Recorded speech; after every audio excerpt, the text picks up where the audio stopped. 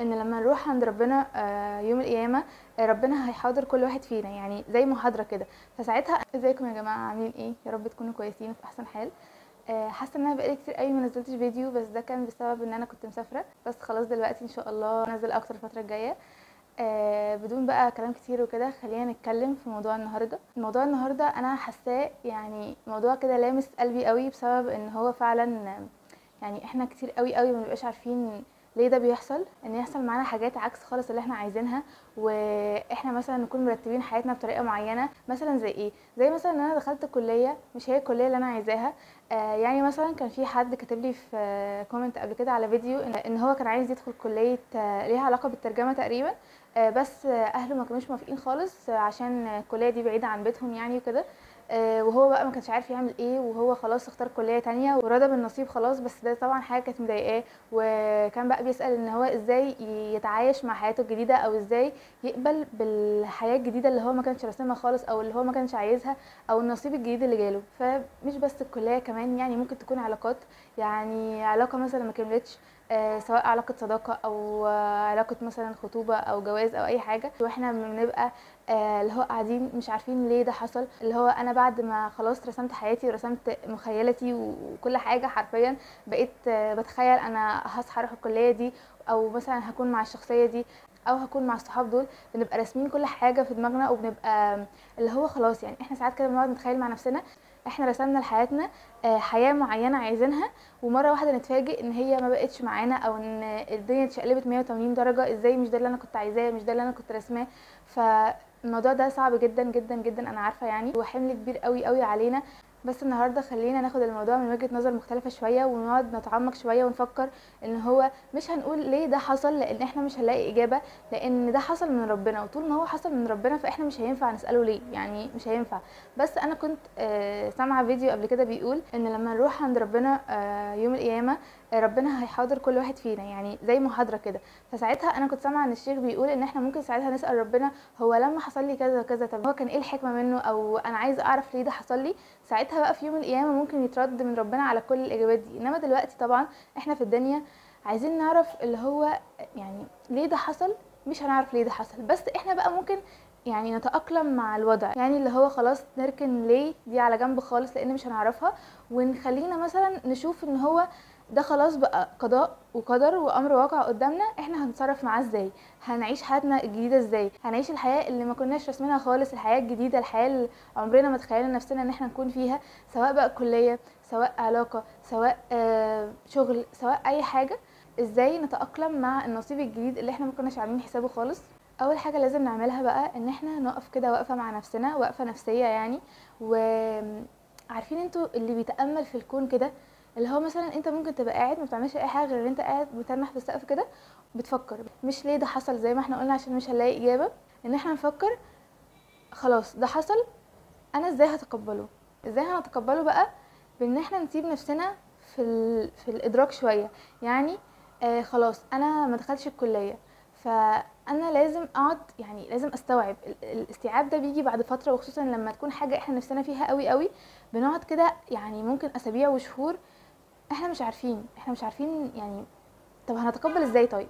الموضوع بيبقى صعب، انا عارفه الموضوع بيبقى صعب قوي. بس لازم نسيب نفسنا فتره، بس مش الفتره اللي هي الكبيره قوي. ليه بقى؟ لان لو سيبنا نفسنا فتره كبيره قوي هيبقى امر واقع خلاص، هتبقى حاله الحزن امر واقع ومش هنعرف نطلع منها. لا انا مش قصدي كده، انا قصدي ان احنا ناخد بس فتره تبقى في نيتنا كده احنا قاعدين نتقبل الوضع. نتقبل الوضع ازاي بقى؟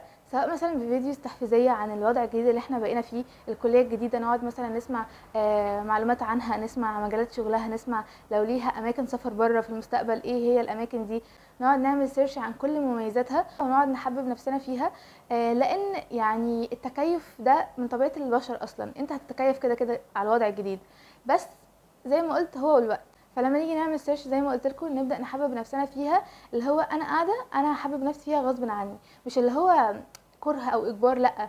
الواحد من كتر ما بيسمع مميزات عن الحاجه بجد بيحبها، وبيبدا يتقبلها، وبيبدا يشوف فيها حاجات كتير قوي هو ما كان شايفها، وان فعلا دي مجالاتها احسن، دي الحاجه اللي انا كنت حاببها بس انا ما كنتش واخد بالي. وتقعد ايه بقى؟ لو ربنا فعلا بيحبك هيبين لك الحكمه دي في وقت بسرعه. اللي هو وانت بتعمل سيرش مثلا، او انت بدات خلاص الكليه، بعد فتره هتحس اللي هو ايوه ده مكاني، اللي هو يعني ازاي انا كنت عايزه ادخل الكليه التانية دي. ساعتها هتقولي لنفسك انا ما كنتش حاسس نفسي فيها خالص، والحمد لله ان ده حصل، والحمد لله ان ربنا عمل ده، عشان فعلا الكليه اللي انا بقيت فيها دلوقتي بقت احسن كتير قوي قوي من اللي انا كنت عايزها. لو ده حصل وربنا بين لك الحكمه على طول وانت فهمتها، هتبقى في قمه السعاده والانبساط، اللي هو الله بجد هتحسوا احساس تحفه. هتحسوا بجد احساس جميل قوي ان خلاص الحمد لله بقت نفسيتي اهدى ونفسيتي مستريحه، ان انا خلاص عرفت حكمه ربنا من الموضوع ده. وعلى فكره مش لازم نعرف حكمه ربنا دلوقتي، يعني في حاجات كتير قوي هنبقى خلاص تقبلناها ومشينا فيها وخلصناها وعدت عليها سنين ولسه مش عارفين الحكمه فيها ايه. بس اكيد اكيد يا جماعه ليها حكمه. ليه؟ لان اصلا من اسماء الله الحسنى الحكيم.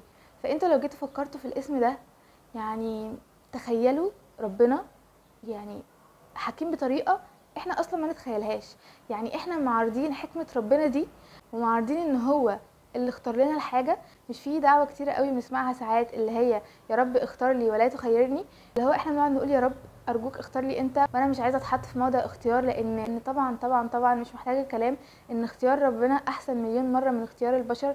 دي حاجه مؤكده، حاجه ما نقدرش نختلف عليها.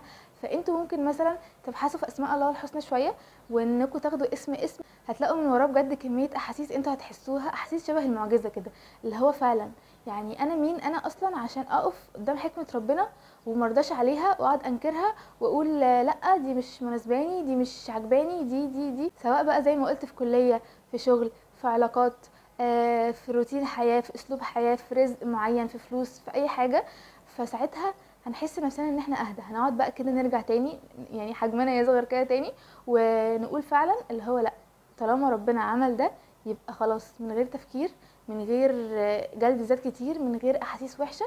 هو طالما ربنا عمل ده يبقى مليون في المية احنا المكان اللي احنا فيه ده صح جدا. فبعدها مجرد ما الاحساس ده يبدأ يدخل جواك كده وبجد تبدأ تحسه، هتحس ان انت بقيت اهدى كتير قوي قوي وعارف بقى تفكر. اول ما تبدأ تبقى عارف تفكر، هنلاقي اوبشنز كتير قوي احنا كنا ناسيينها او كنا مش واخدين بالنا منها بسبب حالة الحزن اللي كانت مسيطرة علينا، في ان احنا ناكرين الفكرة او ناكرين الواقع. ونبدأ بقى نعرف نفكر، ايوه لا المجال ده حلو قوي، انا عايزة اشتغل فيه، انا لاقيه نفسي فيه، دي كانت حاجة جديدة ازاي انا مفكرتش فيها قبل كده.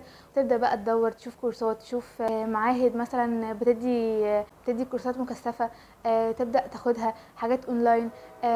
تبدأ تفكر في حياتك الجديدة، تبدأ تشوف مثلا شخصيتك بالمنظور، مثلا اللي هو لو انا كنت عايز ادخل كلية ليها علاقة بالترجمة، فانا دلوقتي بقيت محامي مثلا. فلما اتعمق في المجال ده اكتر يمكن احس ان انا فعلا دي شخصيتي لايقه عليها وشخصيتي عايزاها قوي، وازاي ما كنتش شايف ده قبل كده. وتبدا بقى تفكر في الحاجات دي وتبدا تاخد خطوه عشانها، تتعرف على ناس بيحبوا المجال ده وشطار فيه فيحبوك فيه اكتر واكتر، وهكذا بقى هتبدا بقى تنغمس في الحياه دي، ونبدا بقى نشوف الحاجه اللي احنا ما كناش عارفين نشوفها قبل كده. فبجد ساعتها الموضوع بيبقى اهدى كتير قوي قوي عن الاول. طيب دلوقتي في حاجه تانية، انا خدت خلاص فتره الراحه دي وحاسس برضه ان انا لسه ما تقبلتش الوضع.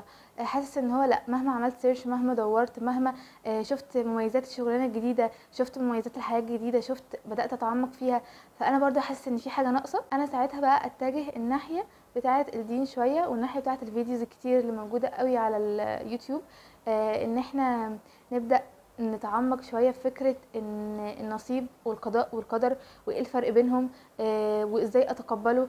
والشيوخ طبعا يتكلموا في الموضوع ده احسن كتير قوي قوي، وبيقولوا كلام فيه كتير قوي حلو، ونبدا بقى ندخل جوانا الموضوع ده واحده واحده. انا عارفه ان الموضوع ده صعب قوي زي ما قلت لكم في الاول، بس الموضوع هيجي كده كده هيجي، سواء دلوقتي او بكره او بعد فتره، فهو هيجي. فاحنا نستحمل نفسنا وما نقولش كلام وحش قوي، وما نقولش اللي هو نقعد بقى نربط الموضوع بالفشل، اللي هو انت ما عملتش كذا عشان انت مش ما اشتغلتش زياده، او انت ما دخلتيش الكليه دي عشان انت ما اجتهدتيش زياده، او انت العلاقه دي فاتتك، او العلاقه دي خسرتيها عشان انت ما كنتش بتتعاملي كويس. ده يا جماعه بجد اكبر غلط قوي قوي قوي. اوعوا تلوموا نفسكم او اوعوا تجيبوا الغلط على نفسكم. ليه؟ لان مجرد ما الحاجه حصلت فهي كانت قدر ومكتوب. مهما نقول الموضوع مش السبب فينا، ربنا كان كاتب لنا ان الحاجه دي تحصل عشان نشوفها، عشان نتعلم حاجه منها، عشان ما كانتش خير لينا. ممكن العلاقه دي كانت تاذينا، كانت تاذينا اذى احنا ما نتخيلهوش، كانت تعيشنا طول حياتنا مش مبسوطين. الكليه دي لو كنا دخلناها كنا هنطلع مش هنلاقي شغل، او كنا هنكتشف بعد كده ان احنا مش شاطرين فيها. تعرفوا يا جماعه ان احنا اصلا مثلا فتره ثانويه عامه دي، الكليه اللي احنا بنبقى عايزين ندخلها مش بنسبه كبيره خالص خالص ان دي الكليه اللي احنا شاطرين فيها. دي مثلا بتبقى مجرد احساس، اللي هو انا عايزه اشوف نفسي مهندسه، انا عايزه اشوف نفسي دكتوره. احنا بنبقى اوقات كتير عايزين الحاجات دي بسبب ان احنا عايزينها او بسبب المظاهر الاجتماعيه، بس لو جينا فكرنا فيها احنا ممكن ما نكونش شاطرين خالص في الموضوع ده، فما دخلناش الكليه، فدخلنا كليه تانية. الكليه دي احنا بجد اللي هنكون كويسين فيها وشطار فيها، وهنطلع هنلاقي نفسنا عارفين نشتغل فيها، ودي كليه فعلا اللي هتجيب لنا فلوس كتير ورزق كتير. تخيلوا يكون ربنا شايل لنا الرزق ده، بس احنا عمالين نعيط واقفين عند نقطه انا ما دخلتش كليه هندسه، انا ما دخلتش كليه ألسن مثلا، ما دخلتش كليه كذا. فلا بجد انتوا لو كنتوا دخلتوا الكليات دي مثلا ما كنتوش هتلاقوا فرص كويسه. فلما نبدا نشوف كل الكلام ده بمنظور فعلا الدين ومنظور الاحاديث وكده، الموضوع هيبدا يخف حدته علينا قوي. وفكره برضو ان احنا ما نسيبش نفسنا للبيت وما نسيبش نفسنا للافكار المش كويسه، فكره زي ما قلت من شويه الفشل، او فكره ان احنا خلاص مش هننجح في حاجه طالما احنا عملنا كده يبقى دي نهايه الدنيا. ان احنا نسيب نفسنا للافكار دي هيضاعف المده اضعاف مضاعفه. لو احنا مثلا هنعمل موف اون من الموضوع ده في شهر هيبقى 3 شهور، لو هنعمله في 3 شهور هيبقى في سنه. فاهمين قصدي؟ فما تسيبوش نفسكم البيت، انزلوا وافركوا وابداوا دوروا على حاجات تعملوها، وابداوا دوروا على اصحاب، سواء بجد اي حاجه من الحاجات دي، سواء شغل او كليه او علاقات. الحاجات دي كلها بجد شبه بعض قوي، ان احنا ما نسيبش نفسنا. فكره التعلق، احنا بنبقى متعلقين بالحاجات دي، متعلقين بالاشياء دي، متعلقين بالكليه بالشغل بالدراسه. فاحنا برضو لازم ندور ان احنا ازاي نفك التعلق ده بحاجات بقى نفسيه، بفيديوز نفسيه. كل الكلام ده انا متاكده مليون في الميه ان احنا لو عملناه فعلا ومسيبناش نفسنا ان احنا ننغمس في الشعور ده، فمية في المية بجد هنطلع من الحاله اللي احنا فيها دي. بس انا كده خلصت. انا الموضوع ده كنت حاسه ان هو قريب من قلبي قوي بجد، وكنت عايزه اتكلم فيه، لان بجد بيحصل معانا كلنا بدون استثناء. مفيش حد ما حصلش معاه الموضوع ده قبل كده، ان هو كان يكون عايز حاجه قوي قوي وبيتمناها فعلا، وفجاه ما تبقاش معاه، او فجاه ما يقدرش يوصل لها من الاساس. فعلا الموضوع صعب قوي قوي على النفسيه. بس زي ما قلت لكم بالوقت كل حاجه ان شاء الله هتبقى كويسه. لو الفيديو عجبكم اعملوا شير ولايك وسبسكرايب، وقولوا لي ايه الحاجات اللي انتوا عايزينها، ايه الحاجات اللي انتوا عايزين نتكلم فيها الفتره الجايه، وان شاء الله نعملها. بس باي باي.